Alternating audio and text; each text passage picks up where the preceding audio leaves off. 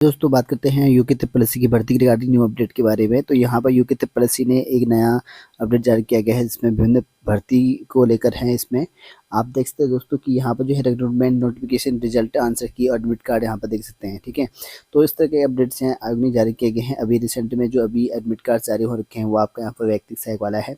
दूसरा यहाँ पर सहायक लेखाकार जो टंकण परीक्षा है उसके लिए आपके एडमिट कार्ड जारी कर दिए गए हैं। टंकण परीक्षा आपकी होनी है। साथ ही व्यक्ति सहायक वाले के लिए भी आप एडमिट कार्ड डाउनलोड कर सकते हैं दोस्तों, यहाँ पर देखते हैं। साथ ही यहाँ पर एलटी में जो विशेष शिक्षक की भर्ती निकाली गई थी उसके लिए भी उत्तरकुंजी है, ऑब्जेक्शन आप लगा सकते हैं 13 तारीख से। उसके बाद प्राइमरी की जो रिजल्ट है आपका, ठीक है, प्राइमरी वाला सहायक अध्यापक उसका भी रिजल्ट जारी कर रखा है, वो भी आप चेकआउट कर सकते हैं।